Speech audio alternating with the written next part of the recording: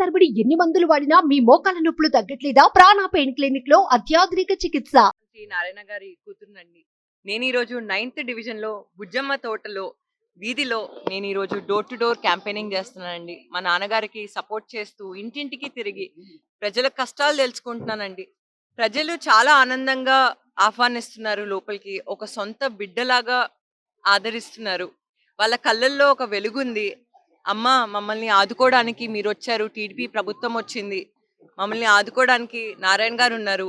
ఖచ్చితంగా 2014 టు 2019 ఎటువంటి అభివృద్ధి అయితే జరిగిందో ఆ అభివృద్ధి అక్కడే ఆగిపోయిందమ్మా.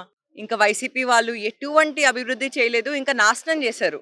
4.5 years ఉన్నారండి వైసీపీ వాళ్ళు. ఎంత అభివృద్ధి చేశారో మీ అందరికీ తెలుసు. 2014 నుంచి 19 వరకు నారాయణ గారు, చంద్రబాబు నాయుడు గారు, టీడీపీ ప్రభుత్వం ఎంతో అభివృద్ధి చేసింది. ఈ రోజు మనం ఈ రోడ్ పైన నిలబడ్డామండి. ఈ రోడ్ ఎంత దరిద్రంగా ఉందో మనందరికీ తెలుసు. గుంటలున్నాయి, డస్ట్ పైకొస్తుంది. ఇవి రోడ్సా అండి? మనం ఏ కాలంలో ఉంటున్నాం?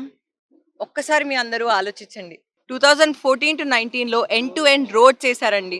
చాలా బాగా వేశారు. ప్రజలు ఒకటే అడుగుతున్నారు, అమ్మ మాకు ఇల్లు ఇప్పియండి అమ్మ, వైసీపీ వాళ్ళు మమ్మల్ని మోసం చేశారు అని.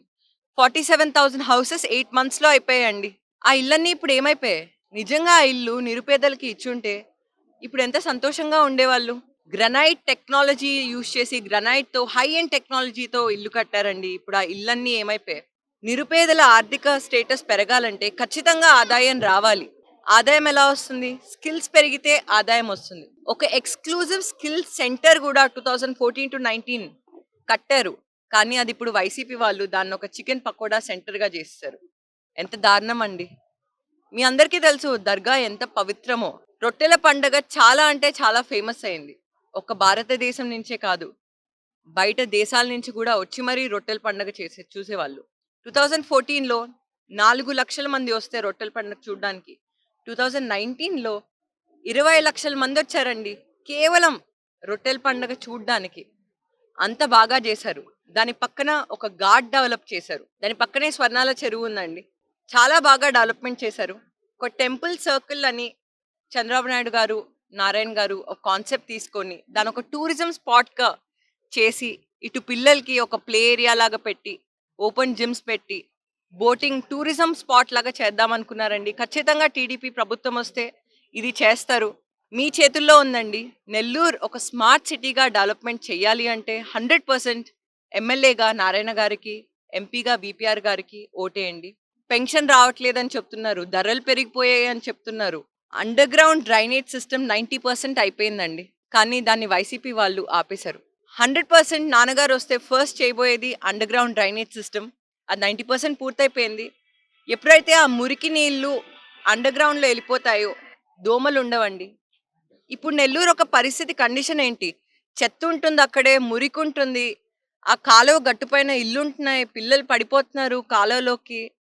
అసలు ఒక్కసారి మీరే చూడండి మీ చుట్టుపక్కల ఎంత దరిద్రంగా, ఎంత ఘోరంగా ఉన్నాయో. ఖచ్చితంగా ఎమ్మెల్యేగా మా నాన్నగారికి, నారాయణ గారికి, ఎంపీగా బీపీఆర్ గారికి ఓటేయండి. ఎలక్షన్స్ దగ్గరకు వస్తున్నాయండి. May 13th డేట్ గుర్తుపెట్టుకోండి. అందరం కలిసి ఓటేస్తేనే నెల్లూరుని ఒక స్మార్ట్ సిటీగా చేయొచ్చు. 2 votes టీడీపీ పార్టీకి వేయండి. మనందరం మన నెల్లూరుని ఒక స్మార్ట్ సిటీగా అభివృద్ధి చేద్దాం. నమస్తే. ప్రజలు చాలా సంతోషంగా ఉన్నారండి తిరుగుతూ ఉంటే. టీడీపీ పార్టీ ఖచ్చితంగా రాబోతుందమ్మా. వైసీపీ వాళ్ళు మమ్మల్ని మోసం చేశారు, అసలు ఎటువంటి అభివృద్ధి చేయలేదు. మీరు ఎంప్లాయ్మెంట్ ఆపర్చునిటీస్ తీసుకుంటే డిగ్రీ పూర్తయిన వాళ్ళకి ఒక జాబ్ క్యాలెండర్ రిలీజ్ చేస్తా అన్నారు, కానీ క్యాలెండర్ అసలు రిలీజ్ చేయలేదు. వాళ్ళు వైసీపీ పార్టీనే నమ్ముకున్నారు, ఇంకా ఇప్పుడు ఖాళీగా ఉంటున్నారు. అండ్ అదే కాదండి, ఖాళీగా ఉండి వృధా అయిపోతుంది. సో ఖచ్చితంగా టీడీపీ పార్టీ వస్తే 100% జాబ్ క్యాలెండర్స్ ఇస్తారండి. సుమన్ టీవీలో మీ పర్సనల్ అండ్ బిజినెస్ ప్రమోషన్స్ కోసం కింది నెంబర్కి కాంటాక్ట్ చేయండి.